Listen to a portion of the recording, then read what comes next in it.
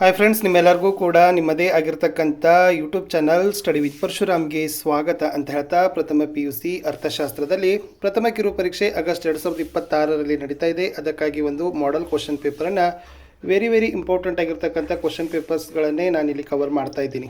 Already ಇದಕ್ಕಿಂತ ಮುಂಚೆ ಕನ್ನಡದಲ್ಲಿ ಆಗಿರ್ಬೋದು, ಇಂಗ್ಲೀಷ್ ಆಗಿರ್ಬೋದು, ಹಿಸ್ಟ್ರಿಯಲ್ಲಿ ಹಾಕಿದ್ದೆ.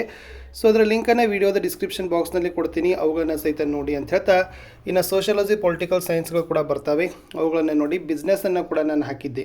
ಓಕೆ, ಸೊ ಲೈಕ್, ಶೇರ್ ಮತ್ತು ಸಬ್ಸ್ಕ್ರೈಬ್ ಮಾಡೋದನ್ನು ಮಾತ್ರ ಮರೆಯದಿರಿ ಅಂತ ಹೇಳ್ತಾ ಈ ವಿಡಿಯೋನ ಪ್ರಾರಂಭಿಸ್ತೀನಿ. ಇನ್ನೂ ಯಾವ ವಿಡಿಯೋಗಳು ಬೇಕು ಅನ್ನೋದನ್ನು ತಾವುಗಳು ಕಮೆಂಟ್ ಕೊಟ್ಟರೆ ಖಂಡಿತವಾಗಿ ನಾನು ವಿಡಿಯೋಗಳನ್ನು ಲೈನ್ ಅಪ್ ಮಾಡ್ತೀನಿ.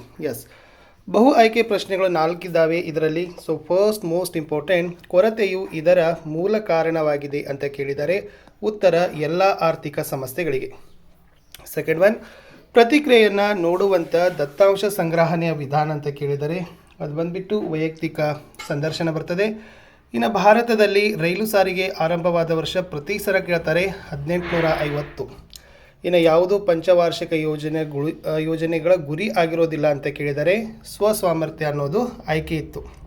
ಇನ್ನು ಬಿಟ್ಟ ಸ್ಥಳದಲ್ಲಿ ಬರ್ತಕ್ಕಂಥ ಪ್ರಶ್ನೆ ಅಂದರೆ, ನೀವು ಸರಕುಗಳನ್ನು ಖರೀದಿಸಿದಾಗ ನಿಮ್ಮನ್ನು ಡ್ಯಾಶ್ ಅಂತ ಕರೀತಾರೆ ಅಂತ ಕೇಳಿದರೆ ಅನುಭೋಗಿ ಅಂತಾರೆ. ಭಾರತದ ಜನಗಣತಿ ಡ್ಯಾಶ್ ವರ್ಷಕ್ಕೊಮ್ಮೆ ನಡೀತದೆ ಅಂತ ಕೇಳಿದ್ದಾರೆ. So answer is 10. ಇನ್ನು ಡ್ಯಾಶ್ ಭಾರತದ ಜನಸಂಖ್ಯಾ ಸ್ಥಿತ್ಯಂತರದ 2ನೇ ಹಂತ ಪ್ರಾರಂಭವಾದ ವರ್ಷ ಅಂತ ಕೇಳಿದರು 1921. ಇನ್ನು ಯೋಜನಾ ಆಯೋಗದ ಅಧ್ಯಕ್ಷರು ಡ್ಯಾಶ್ ಅಂತ ಕೇಳಿದ್ದಾರೆ. ಸೊ ಪ್ರಧಾನಮಂತ್ರಿಗಳು ಯೋಜನಾ ಆಯೋಗದ ಅಧ್ಯಕ್ಷರೇ ಆಗಿರ್ತಾರೆ. ಇಷ್ಟು 8 1 ಮಾರ್ಕ್ಸಲ್ಲಿ ಬರ್ತಕ್ಕಂಥ ಇಂಪಾರ್ಟೆಂಟ್ ಕ್ವಶನ್ಸನ್ನೇ ಕೊಟ್ಟಿದ್ದೆ.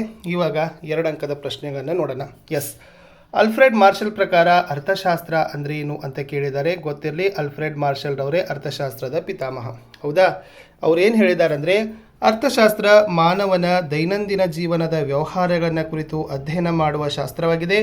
ಮಾನವನ ಕಲ್ಯಾಣಕ್ಕೆ ಬೇಕಾಗುವಂಥ ಭೌತಿಕ ವಸ್ತುಗಳ ಸಂಪಾದನೆ ಮತ್ತು ಅವುಗಳ ಉಪಯೋಗಕ್ಕೆ ಸಂಬಂಧಿಸಿದಂತೆ ವ್ಯಕ್ತಿಗಳು ಮತ್ತು ಸಮಾಜದ ಕ್ರಿಯೆಗಳನ್ನು ಅದು ಪರಿಶೀಲಿಸ್ತದೆ ಅಂತ ಹೇಳಿರೋದು. ಪ್ರಶ್ನೆ 10, ಅರ್ಥಶಾಸ್ತ್ರ ಸಾಮಾನ್ಯವಾಗಿ ಯಾವ 3 ಭಾಗಗಳಲ್ಲಿ ಚರ್ಚಿಸ್ತಾರೆ ಅಂತ ಕೇಳಿದರೆ ಅನುಭೋಗ, ಉತ್ಪಾದನೆ ಮತ್ತು ವಿತರಣೆ. ಪ್ರಶ್ನೆ 11, ದತ್ತಾಂಶಗಳ 2 ಮೂಲಗಳನ್ನು ಬರಲಿಕ್ಕೆ ಕೇಳಿದರು. ಇಲ್ಲಿ ಪ್ರಾಥಮಿಕ ದತ್ತಾಂಶ ಮತ್ತು ಮಾಧ್ಯಮಿಕ ದತ್ತಾಂಶ ಅಂತ 2 ಬರಿಬೇಕು. ಪ್ರಶ್ನೆ 12, ಉತ್ತಮ ಪ್ರಶ್ನಾವಳಿಯ 2 ಲಕ್ಷಣಗಳನ್ನು ಕೇಳಿದ್ದಾರೆ. ಮೊದಲನೇದು, ಪ್ರಶ್ನಾವಳಿ ಹೆಚ್ಚು ಉದ್ದವಾಗಿರಬಾರದು. ಎರಡನೇದು, ಪ್ರಶ್ನಾವಳಿ ಸರಣಿ ಸಾಮಾನ್ಯದಿಂದ ನಿರ್ದಿಷ್ಟತೆ ಕಡೆಗೆ ಚಲಿಸಬೇಕು. ಪ್ರಶ್ನೆ 13, ಸ್ವಾತಂತ್ರ್ಯ ಪೂರ್ವದಲ್ಲಿ ಭಾರತದ ರಫ್ತುಗಳನ್ನು ಪಟ್ಟಿ ಮಾಡಿ ಅಂತ ಕೇಳಿದರು. ಇಲ್ಲಿ ಕಚ್ಚಾ ರೇಷ್ಮೆ ಆಗಿರ್ಬೋದು, ಹತ್ತಿ, ಉಣ್ಣೆ, ಸೆಣಬು, ಸಕ್ಕರೆ ಮತ್ತು ಶ್ರೀಫಲ ಅಂತ ಬರೆದ್ರೆ ಸಾಕು. ಇನ್ನು ನಮ್ಮ ದೇಶದ ಸ್ವಾತಂತ್ರ್ಯದ ಸಮಯದಲ್ಲಿ ಕಾರ್ಯನಿರ್ವಹಿಸ್ತಕ್ಕಂಥ ಆಧುನಿಕ ಕೈಗಾರಿಕೆಗಳನ್ನು ಬರಿಬೇಕು. ಅದು ಹತ್ತಿ ಬಟ್ಟೆ ಕೈಗಾರಿಕೆ, ಸೆಣಬಿನ ಕೈಗಾರಿಕೆ, ಕಬ್ಬಿಣ ಮತ್ತು ಉಕ್ಕಿನ ಕೈಗಾರಿಕೆ, ಸಕ್ಕರೆ ಕೈಗಾರಿಕೆ, ಸಿಮೆಂಟ್ ಮತ್ತು ಕಾಗದದ ಕೈಗಾರಿಕೆಗಳು. ಇದಿದೆ ನೋಡಿ ಪಂಚವಾರ್ಷಿಕ ಯೋಜನೆಯ ಗುರಿಗಳು: ಬೆಳವಣಿಗೆ, ಆಧುನೀಕರಣ, ಸ್ವಾವಲಂಬನೆ ಮತ್ತು ಸಮಾನತೆ. ಅದನ್ನು ಚೆನ್ನಾಗಿ ಬಹೆಟ್ ಮಾಡಿ. ಇನ್ನು ಸುಂಕ ಮತ್ತು ಕೋಟಾಗಳ ಅರ್ಥಗಳನ್ನು ಕೇಳ್ತಾರೆ ಪ್ರತಿ ಸರಿ. ಸುಂಕ ಅಂದರೆ ಆಮದುವಿನ ಮೇಲೆ ವಿಧಿಸುವ ತೆರಿಗೆ, ಕೋಟಾ ಎಂದರೆ ಆಮದಿನ ಪ್ರಮಾಣ ನಿಗದಿ ಮಾಡೋದು ಅಂತ ಅರ್ಥ. ಇನ್ನು 5 ಅಥವಾ 6 ಅಂಕ 10 ಅಂಕಕ್ಕೆ ಬರ್ತಕ್ಕಂಥ ಪ್ರಶ್ನೆಗಳು ಲಾಂಗ್ ಕ್ವಶನ್ಸ್ ಇದ್ದಾವೆ. ಎಸ್, ಫಸ್ಟ್ ಒನ್, ಕೊರತೆ ಎಲ್ಲ ಆರ್ಥಿಕ ಸಮಸ್ಯೆಗಳಿಗೆ ಮೂಲ ಕಾರಣವಾಗಿದೆ, ಈ ಹೇಳಿಕೆಯನ್ನು ವಿವರಿಸಿರಿ ಅಂತ ಕೇಳಿದ್ದಾರೆ. ಎಸ್, ಕೊರತೆ ಎಲ್ಲ ಆರ್ಥಿಕ ಸಮಸ್ಯೆಗಳಿಗೆ ಮೂಲ ಕಾರಣ. ಕೊರತೆಯೇ ಇಲ್ಲದಿದ್ದಾಗ ಆರ್ಥಿಕ ಸಮಸ್ಯೆ ಇರುತ್ತಿರಲಿಲ್ಲ ಮತ್ತು ನಾವು ಅರ್ಥಶಾಸ್ತ್ರವನ್ನು ಅಧ್ಯಯನ ಮಾಡಬೇಕಾಗುತ್ತಿರಲಿಲ್ಲ. ನಮ್ಮ ದೈನಂದಿನ ಜೀವನದಲ್ಲಿ ನಾವು ಹಲವು ರೀತಿಯ ಕೊರತೆಗಳನ್ನು ಎದುರಿಸ್ತೇವೆ. ರೈಲ್ವೆ ಬುಕ್ಕಿಂಗ್ ಕೌಂಟರ್ಗಳಲ್ಲಿ ಉದ್ದ ಸರತಿ ಸಾಲು, ಭರ್ತಿಯಾಗಿರುವ ಬಸ್ಸು ಮತ್ತು ರೈಲುಗಳ ಅಗತ್ಯ ಸರಕಿನ ಕೊರತೆ, ಹೊಸ ಸಿನಿಮಾ ನೋಡುವ ಸಲುವಾಗಿ ಟಿಕೆಟ್ ಪಡೆಯಲು ನೂಕುನುಗ್ಗಲು ಇತ್ಯಾದಿ ಕೊರತೆಯ ಕುರುಹುಗಳು. ನಾವು ಕೊರತೆಯನ್ನು ಎದುರಿಸ್ತೇವೆ ಏಕೆಂದರೆ ಬಯಕೆಯನ್ನು ತೃಪ್ತಿಪಡಿಸುವ ಸಾಧನಗಳ ಲಭ್ಯತೆ ಮಿತವಾಗಿವೆ. ಉದಾಹರಣೆ, ಲಭ್ಯವಿರುವ ಒಂದು ಭೂಮಿಯಲ್ಲಿ ಗೋಧಿ ಅಥವಾ ಭತ್ತ ಯಾವುದಾದರೊಂದು ಬೆಳೆಯನ್ನು ಬೆಳೆಯಬಹುದೇ ಹೊರತು ಎರಡನ್ನೂ ಏಕಕಾಲಕ್ಕೆ ಬೆಳೆಯಲು ಸಾಧ್ಯವಿಲ್ಲ. ಈ ಪರಿಸ್ಥಿತಿ ಇತರ ಸಂಪನ್ಮೂಲಗಳಾದ ಶ್ರಮ, ನೀರು, ವಿದ್ಯುತ್ ಶಕ್ತಿ ಇತ್ಯಾದಿಗಳಿಗೂ ಅನ್ವಯವನ್ನು ಮಾಡ್ತದೆ. ಮುಂದಿನ ಮೋಸ್ಟ್ ಇಂಪಾರ್ಟೆಂಟ್ ಪ್ರಶ್ನೆ, ಸಂಖ್ಯಾಶಾಸ್ತ್ರ ಅರ್ಥಶಾಸ್ತ್ರದ ಅಧ್ಯಯನಕ್ಕೆ ಹೇಗೆ ನೆರವಾಗಿದೆ ಅಂತ ಕೇಳಿದರೆ 6 ಪಾಯಿಂಟ್ಸ್ ಕೊಟ್ಟಿದ್ದೀನಿ. ಅದನ್ನು ಬಹೆಟ್ ಮಾಡಿ ಸ್ವಲ್ಪ ಎಕ್ಸ್ಪ್ಲನೇಷನ್ ಮಾಡಿ. ಆರ್ಥಿಕ ಸಂಗತಿಗಳನ್ನು ಸಂಕ್ಷಿಪ್ತ ಮತ್ತು ನಿರ್ದಿಷ್ಟ ರೂಪದಲ್ಲಿ ನಿರೂಪಿಸ್ತದೆ. ಬೃಹತ್ ಪ್ರಮಾಣದ ಕ್ಲಿಷ್ಟ ದತ್ತಾಂಶಗಳ ಸರಳೀಕರಣ ಮಾಡ್ತದೆ. ವಿವಿಧ ಆರ್ಥಿಕ ಸಂಗತಿಗಳ ನಡುವಿನ ಸಂಬಂಧವನ್ನು ಗುರುತಿಸ್ತದೆ. ಭವಿಷ್ಯದ ಮುನ್ನಂದಾಜಾಗದ ಆರ್ಥಿಕ ಸಮಸ್ಯೆಗಳನ್ನು ಅರ್ಥ ಮಾಡ್ತದೆ, ಆರ್ಥಿಕ ಯೋಜನೆಗಳು ಮತ್ತು ನೀತಿಯನ್ನು ನಿರೂಪಿಸ್ತದ ಅಂತ ಪಾಯಿಂಟ್ಸ್ಗಳನ್ನು ಬರಿಬೇಕು. ಇನ್ನು ಮಾದರಿ ದೋಷಗಳನ್ನ ಕೇಳ್ತಾರೆ. 3 ಟೈಪ್ ಇದಾವೆ: ಮೂಲದಲ್ಲಿನ ದೋಷಗಳು, ಅಸಮರ್ಪಕತೆಯಲ್ಲಿನ ದೋಷಗಳು ಮತ್ತು ಕುಶಲತೆಯಲ್ಲಿನ ದೋಷಗಳು. ಇವುಗಳನ್ನ ಸ್ವಲ್ಪ ಎಕ್ಸ್ಪ್ಲನೇಷನ್ ನೀವು ಮಾಡಿ. ಇನ್ನು ಬ್ರಿಟಿಷರ ಆಳ್ವಿಕೆಯಲ್ಲಿ ಭಾರತದ ಕರಕುಶಲ ಕೈಗಾರಿಕೆಗಳು ನಾಶವಾದವು, ಈ ಹೇಳಿಕೆಯನ್ನು ಸಮರ್ಥಿಸಿ ಅಂತ ಕೇಳಿದ್ದಾರೆ. ಎಸ್, ಇಲ್ಲಿ ವಸಾಹತುಶಾಹಿ ಆಳ್ವಿಕೆಯಲ್ಲಿ ಭಾರತದಲ್ಲಿನ ಜಗತ್ಪ್ರಸಿದ್ಧ ಗುಡಿ ಕೈಗಾರಿಕೆಗಳು ಅವನತಿ ಹೊಂದವು. ಈ ಅವನತಿಗೆ ವಸಾಹತುಶಾಹಿ ಆಳ್ವಿಕೆಯ 2 ನೀತಿಗಳು ಮುಖ್ಯ ಕಾರಣ ಆಗಿದ್ದಾವೆ. ಮೊದಲನೇದಾಗಿ ಹೇಳೋದಾದರೆ, ಭಾರತ ಬ್ರಿಟನ್ನಿನ ಕೈಗಾರಿಕೆಗಳಿಗೆ ಕಚ್ಚಾ ವಸ್ತುಗಳನ್ನು ಒದಗಿಸುವ ರಾಷ್ಟ್ರವಾಗಿ ಮಾರ್ಪಟ್ಟಿತು. ಬ್ರಿಟನ್ನಲ್ಲಿ ತಯಾರಾದ ಸಿದ್ಧ ವಸ್ತುಗಳಿಗೆ ಭಾರತ ಮಾರುಕಟ್ಟೆಯಾಯಿತು. ಭಾರತದ ಗುಡಿ ಕೈಗಾರಿಕೆಗಳು ಅವನತಿ ಹೊಂದವು. ಇನ್ನು ಬ್ರಿಟಿಷರ ಆಳ್ವಿಕೆಯಲ್ಲಿ ಕೈಗಾರಿಕಾ ವಲಯ ಅವನತಿಯ ಹಾದಿ ಹಿಡಿತು. ದೇಶದ ಪ್ರಸಿದ್ಧ ಕರಕುಶಲ ಕೈಗಾರಿಕೆಗಳು ಕ್ಷೀಣಿಸಿದವು. ಇದಕ್ಕೆ ಕಾರಣ ಬ್ರಿಟಿಷರು ಭಾರತದ ಕೈಗಾರಿಕೆಗಳು ನಾಶವಾಗುವಂಥ ನೀತಿ ಕಾರಣವಾದವು. ಅವುಗಳೆಂದರೆ ಭಾರತ ಬ್ರಿಟನ್ನಿನ ಕೈಗಾರಿಕೆಗಳಿಗೆ ಕಚ್ಚಾ ವಸ್ತುಗಳನ್ನು ಪೂರೈಸುವ ರಾಷ್ಟ್ರವಾಗಿ ಸೀಮಿತವಾಯಿತು. ಇನ್ನು ಎರಡನೇದಾಗಿ, ಬ್ರಿಟನ್ನಿನ ಸಿದ್ಧ ವಸ್ತುಗಳಿಗೆ ಭಾರತವು ಮಾರುಕಟ್ಟೆಯಾಗಿ ಸಿದ್ಧಗೊಳಿಸುವುದಾಗಿತ್ತು. ವಸಾಹತುಶಾಹಿ ಆಳ್ವಿಕೆಯು ಅನುಸರಿಸಿದ ಈ ನೀತಿಯಿಂದಾಗಿ ಭಾರತದ ಕರಕುಶಲ ವಸ್ತುಗಳು ಕೈಗಾರಿಕೆ ನಾಶ ಆಯಿತು. ದೇಶೀಯವಾಗಿ ತಯಾರಿಸಿದ ವಸ್ತುಗಳಿಗೆ ಸೂಕ್ತ ಮಾರುಕಟ್ಟೆ ಇಲ್ಲದೆ ಕರಕುಶಲ ವಸ್ತುಗಳ ಕೈಗಾರಿಕೆ ಮುಚ್ಚಿದವು. ಇವುಗಳನ್ನೇ ಜೀವನಾಧಾರಕ್ಕಾಗಿ ನಂಬಿದ ಸಾವಿರಾರು ಜನ ನಿರುದ್ಯೋಗಿಗಳಾದರು. ಭಾರತದ ಮಾರುಕಟ್ಟೆಯಲ್ಲಿ ಬ್ರಿಟನ್ನಿನ ವಸ್ತುಗಳೇ ಪ್ರಮುಖ ಸ್ಥಾನ ಗಳಿಸಿತು. ಇನ್ನು ವಸಾಹತುಶಾಹಿ ಆಳ್ವಿಕೆಯಲ್ಲಿ ಭಾರತದ ಕೃಷಿ ವಲಯದ ಸ್ಥಿತಿಗತಿಗಳನ್ನು ವಿವರಿಸಿ ಅಂತ ಕೇಳಿದ್ದಾರೆ. ಎಸ್, ಈ ವಸಾಹತುಶಾಹಿ ಆಳ್ವಿಕೆಯಲ್ಲಿ ಭಾರತದ ಕೃಷಿ ಪ್ರಧಾನ ರಾಷ್ಟ್ರವಾಗಿತ್ತು. 85% ಜನ ಗ್ರಾಮೀಣ ವಾಸಿಗಳೇ ಆಗಿದ್ದರು. ಅವರ ಜೀವನಾಧಾರಕ್ಕಾಗಿ ಕೃಷಿ ಅವಲಂಬಿಸಿದರು. ವಸಾಹತುಶಾಹಿ ಆಳ್ವಿಕೆಯಲ್ಲಿ ಪ್ರಾಥಮಿಕ ವಲಯದ ಅಭಿವೃದ್ಧಿ ಸ್ಥಗಿತ ಆಗ್ತದೆ. ಕೃಷಿ ಉತ್ಪಾದನೆ ಇಳಿಮುಖವಾಗ್ತದೆ.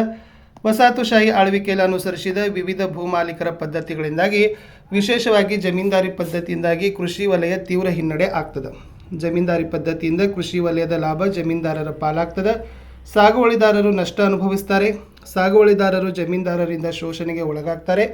ನಿಗದಿತ ಅವಧಿಯೊಳಗೆ ತೆರಿಗೆ ಪಾವತಿಸದೇ ಹೋದಲ್ಲಿ ಸಾಗುವಳಿದಾರರು ಜಮೀನಿನ ಮಾಲೀಕತ್ವ ಕಳೆದುಕೊಂಡು ಹೋಗ್ತಾರೆ. ನೆಕ್ಸ್ಟ್ ಒನ್, ಭಾರತದಲ್ಲಿನ ಭೂ ಸುಧಾರಣೆ ಕುರಿತು ಲಘು ಟಿಪ್ಪಣಿ ಬರೀರಿ.